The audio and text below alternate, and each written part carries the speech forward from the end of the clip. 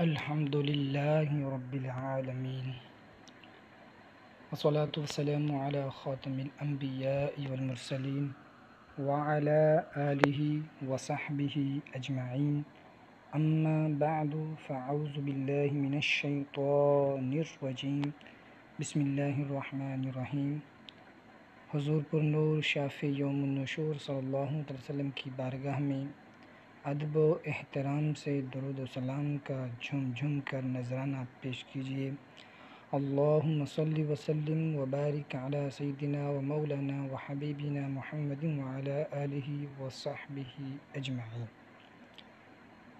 برادران اسلام، قرآن مجید اللہ رب العالمین جل جلالہ کی طرف سے تمام انسانوں کے لیے آخری پیغام ہدایت ہے۔ یہ عظیم کتاب ہمارے لیے مشعل راہ اور ہدایت کا سر چشمہ ہے۔ یہود و نصارہ ہو یا ہندو اور بدھ مت کے پیروکار، ختم نبوت کے منکر قادیانی ہوں یا آگ کو پوجنے والے پارسی مجوس، اس کتاب ہدایت میں سب کے لیے واعظ و نصیحت اور ضروری رہنمائی موجود ہے۔ ارشاد باری تعالیٰ ہے: هدى للناس وبينات من الهدى والفرقان، لوگوں کے لیے ہدایت اور رہنمائی اور فیصلے کی روشن باتیں ہیں۔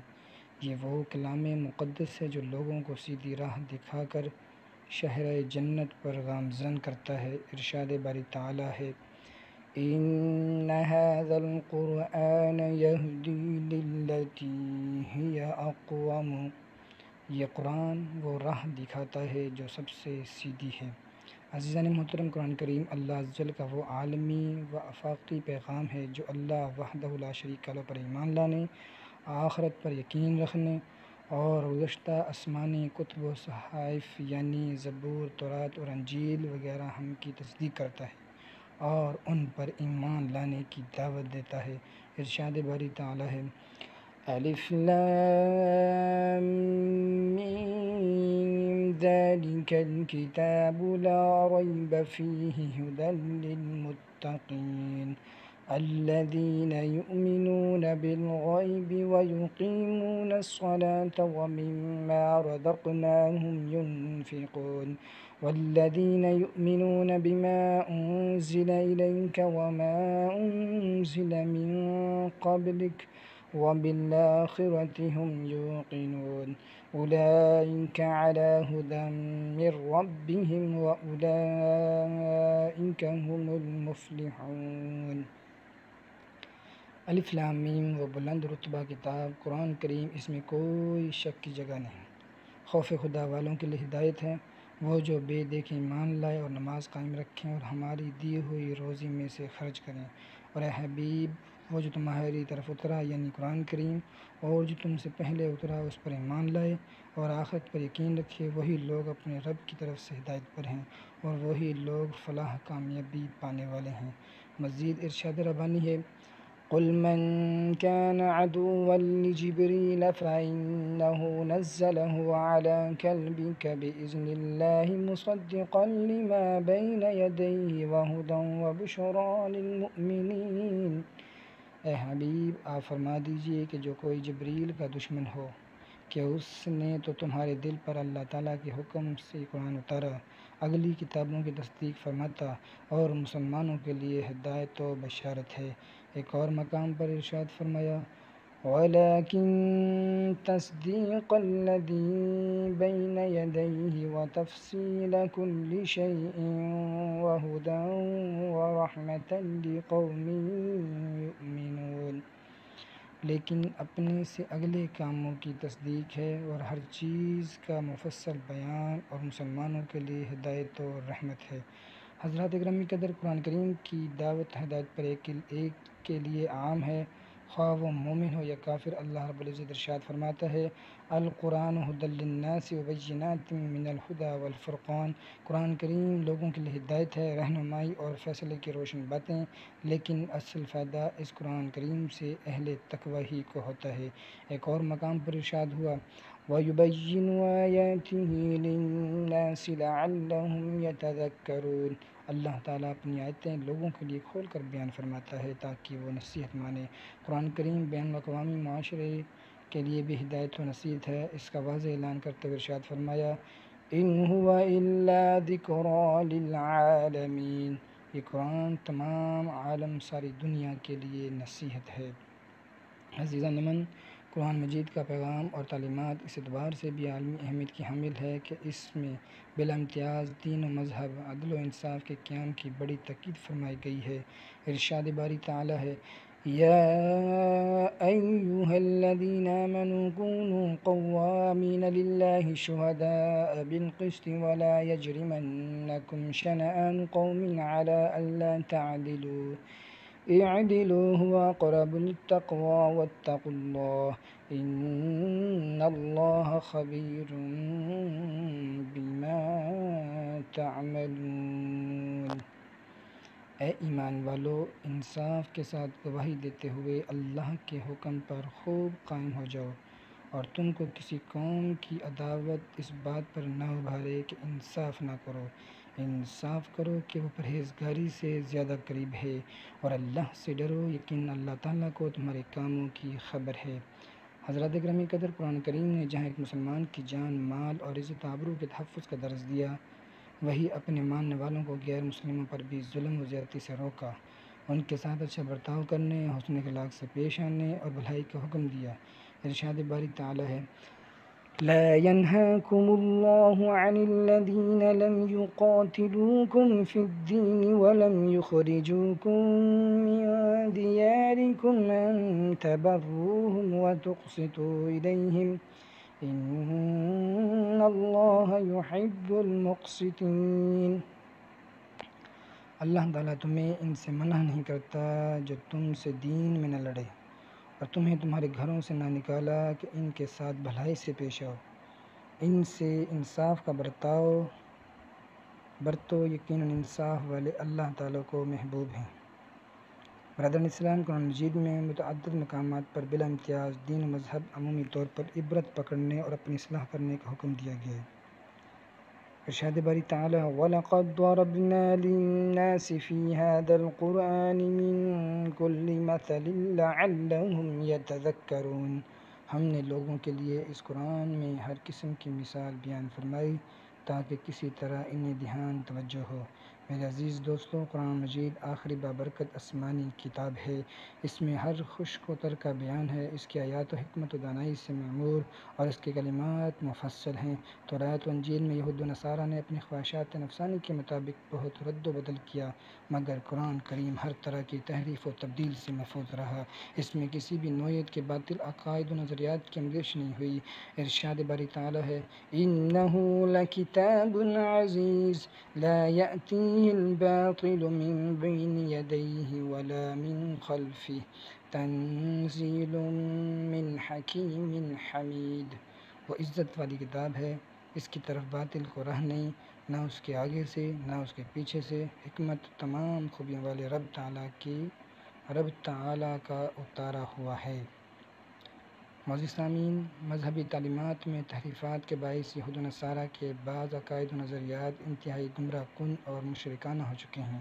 عیسائیوں میں سے بعض لوگوں نے حضرت سیدنا عیسیٰ علیہ السلام کو خدا کا بیٹا کہا، بعض نے خدا مانا یا خدا کی مثل جانا، جبکہ یہود نے اس کے برعکس کیا، بلکہ حضرت سیدنا عیسیٰ علیہ السلام کی شان گھٹانے میں کوئی کسر نہ چھوڑی۔ قرآن کریم میں ان دونوں کی رہنمائی کے لیے یہود و نصارہ سے براہ راست خطاب کرتے ہوئے اللہ رب العالمین نے ارشاد فرمایا یا اہل الکتاب لا تغلوا فی دینکم ولا تقولوا علی اللہ الا الحق۔ اے کتاب والو، اپنے دین میں زیادتی نہ کرو اور اللہ پر جو بات کہو سچ کہو۔ میرے محترم بھائیو، دین میں غلو زیادتی و بنیادی سبب ہے جس کے باعث یہود و نصارہ ہلاک و برباد ہوئے۔ رحمت عالمیان صلی اللہ علیہ وسلم نے دین میں غلو زیادتی سے منع کرتے ہوئے ارشاد فرمایا یا ایھا الناس ایاکم والغلو فی الدین فإنما أهلك من كان قبلكم الغلو في الدين اے لوگو دین میں زیادتی اور تشدد سے بچو، کیونکہ تم سے پہلی امتیں دین میں زیادتی اور مبالغہ کے سبق ہلاک ہوئیں۔ تو معلوم ہوا کہ غلو زیادتی ہلاکت کا سبب ہے، لہٰذا اس سے ہمیشہ بچتے رہنا چاہیے۔ حضرات گرامی قدر، قرآن کریم کی تعلیمات صرف مسلمانوں کے لیے ہی نہیں رہنمائی کا ذریعہ نہیں، بلکہ اس کے مخاطب ساری دنیا کے لوگ ہیں۔ جہاں اس میں مسلمانوں کو صراط مستقیم پر چلنے کا حکم دیا گیا ہے، وہیں مشرکانہ عقائد کے حامل یہود و نصارہ کو بھی راہ حق کی طرف بلا کر اتمام حجت کیا گیا ہے۔ ساری دنیا جانتی ہے کہ موجودہ عیسائیت میں عقیدہ تین خداؤں کا تصور پایا جاتا ہے۔ یہ لوگ اللہ جل جلالہ کے ساتھ شرک کرتے ہوئے حضرت سیدنا عیسیٰ علیہ السلام اور روح القدس علیہ السلام کو بھی خدا ٹھہراتے اور مانتے ہیں۔ قرآن پاک میں ان کے اس باطل عقیدے کی نفی کی گئی اور انہیں درست عقیدہ توحید اپنانے اور اللہ وحدہ لا شریک لہ پر ایمان لانے کی دعوت دی گئی۔ ارشاد باری تعالی ہے، انما المسیح عیسی ابن مریم رسول اللہ وکلمتہ القاها الی مریم وروح منہ فآمنوا باللہ ورسلہ ولا تقولوا ثلاثہ انتہوا خیرا لکم انما اللہ الہ واحد سبحانہ ان یکون لہ ولد۔ اے اہل کتاب، مسیح عیسیٰ مریم کا بیٹا اللہ کا رسول ہی ہے اور اس کا ایک کلمہ ہے جو مریم کی طرف بھیجا، اور اس کے یہاں کی ایک روح ہے۔ تو اللہ اور اس کے رسولوں پر ایمان لاؤ اور تین خدا کو نہ کہو، اپنے بھلے کی خاطر باز رہو۔ اللہ تو ایک ہی خدا ہے، پاکی ہے اس کے اس سے کوئی بچہ ہوا۔ عزیزان محترم، عیسائیوں کی مشرکانہ تحریفات کے مطابق نصارہ کا ایک عقیدہ یہ بھی ہے کہ معاذ اللہ حضرت سیدنا عیسیٰ علیہ السلام اللہ کے بیٹے ہیں۔ قرآن پاک میں ان کے مشرکانہ عقیدے کی نشاندہی کی گئی اور انہیں ایک لاجواب مثال کے ذریعے سمجھایا گیا۔ ارشاد باری تعالی ہے، ان مثل عیسی عند اللہ کمثل آدم خلقہ من تراب ثم قال له کن فیکون۔ عیسیٰ کی مثال اللہ تعالیٰ کے نزدیک آدم کی طرح ہے، اسے مٹی سے بنایا، پھر فرمایا ہو جا تو فوراً ہو جاتا ہے۔ علامہ سید نعیم الدین مراد آبادی مذکورہ بالآیات مبارکہ کے شان نزول میں بیان کرتے ہوئے، نجران کے نصارہ عیسائیوں کا ایک وفد سید عالم صلی اللہ علیہ وسلم کی خدمت اقدس میں حاضر ہو کر کہنے لگا، آپ گمان کرتے ہیں کہ عیسیٰ اللہ کے بندے ہیں؟ فرمایا، یقیناً وہ اللہ کے بندے، اس کے رسول اور اس کا کلمہ ہے جو کنواری بطول حضرت بی بی مریم رضی اللہ تعالی عنہا کی طرف القاء کیے ہے۔ نصارہ یہ سن کر بہت غصہ ہوئے اور کہنے لگے، یا محمد، کہ تم نے کبھی بے باپ کا انسان دیکھا ہے؟ اس سے ان کا مطلب یہ تھا کہ حضرت عیسیٰ علیہ السلام خدا کے بیٹے ہیں۔ معاذ اللہ، اس پر یہ آیت مبارکہ نازل ہوئی اور بتایا گیا کہ حضرت عیسیٰ علیہ السلام صرف بغیر باپ ہی کے پیدا ہوئے، جبکہ حضرت آدم علیہ السلام تو ماں اور باپ دونوں کے بغیر مٹی سے پیدا کیے گئے۔ تو جب حضرت آدم علیہ السلام کو اللہ کی مخلوق اور بندہ مانتے ہو تو حضرت عیسیٰ علیہ السلام کو اللہ کی مخلوق اور بندہ ماننے میں کیا تعجب ہے؟ حضرات گرامی قدر، جو ایمان والے ہیں انہیں نصیحت کرنا اور جو کافر و مشرک ہیں انہیں عذاب الہی سے ڈرانا نزول قرآن کا بنیادی مقصد ہے، تاکہ وہ لوگ نصیحت پکڑیں، اپنے عقائد و نظریات کی اصلاح کریں، باطل کو ترک کر کے حق کو اپنائیں اور صراط مستقیم پر چلیں۔ نزول قرآن کے اس مقصد کو بیان کرتے ہوئے رب تعالیٰ ارشاد فرماتا ہے، ھذا بلاغ للناس ولینذروا بہ ولیعلموا انما ھو الہ واحد ولیذکر اولو الالباب۔ یہ قرآن کریم لوگوں کو پہچاننا ہے تاکہ وہ اس سے ڈرائے جائیں اور اس کے لیے وہ جان لیں کہ وہ اللہ ایک ہی معبود ہے، اور اس کے لیے عقل والے نصیحت مانیں۔ میرے عزیز دوستو، بھائیوں اور بزرگوں، آج سوشل میڈیا اور انٹرنیٹ کے باعث نسل نو کے بگڑتے اخلاق اور ان کے ذہنوں پر ہونے کے والے منفی اثرات کے سبب ساری دنیا کے والدین پریشان ہیں۔ جنسی آوارگی کو ابھارنے والے گندی ویڈیوز اور فحش ناچ گانوں کی نحوست سے نسل نو اور ہمارا معاشرہ اخلاقی رذائل کے گہرے دلدل میں دھنستا چلا جا رہا ہے۔ ضرورت اس امر کی ہے کہ قرآن پاک کی تعلیمات کو بنیاد رکھ کر اس کا تزکیہ نفس کیا جائے، ان کے اندر اپنے ظاہر و باطن کی اصلاح اور پاکیزگی کا تصور اجاگر کیا جائے کہ دینی دنیاوی کامیابی کامرانی کا راز اسی میں ہے۔ اللہ رب العزت ارشاد فرماتا ہے قد افلح من زکاہا وقد خاب من دساہا، وہ مراد کو پہنچا جس نے اس نفس و باطن کو پاکیزہ کر لیا، اور نامراد ہوا جس نے اس کو گناہوں میں دبائے رکھا۔ یعنی کامیابی وہی ہے جس نے اپنے باطن کو پاک و ستھرا کر لیا۔ لہٰذا ہم سب کو چاہیے کہ قرآن پاک کے احکام پر خود بھی عمل کریں اور اپنی اولاد کو بھی اس کی ترغیب دیں۔ قرآن کریم سے اپنا تعلق مضبوط اپنائیں، ہر کام میں اس سے رہنمائی حاصل کریں اور روزانہ سمجھ کر تلاوت قرآن پاک کو اپنا معمول بنائیں۔ اے اللہ ہمیں قرآن کریم کی بکثرت تلاوت کرنے اور اس کے مطالب معانی سمجھنے کی توفیق عطا فرما۔ ہمیں قرآن عظیم سے سچی محبت کی توفیق عطا فرما، اسے سیکھنے سکھانے کی سعادت نصیب عطا فرما۔ قرآن مجید کو ہمارے دلوں کی بہار، آنکھوں کا نور اور غموں کا مداوا بنا۔ نیز ہمیں اپنے بچوں کو حافظ قرآن بنانے کی سعادت نصیب عطا فرما۔ اے اللہ ہمارے ظاہر باطن تمام گندگیوں سے پاک صاف فرما۔ اپنے حبیب کریم صلی اللہ علیہ وسلم کے ارشادات پر عمل کرتے ہوئے قرآن و سنت کے مطابق اپنی زندگی سنوارنے، سرکار دو عالم وسلم اور صحابہ کرام رضی اللہ تعالیٰ عنہم کی سچی محبت اور اخلاق سے بھرپور اطاعت کی توفیق عطا فرما۔ آمین بجاہ النبی الامین صلی اللہ تعالی علیہ وآلہ وسلم۔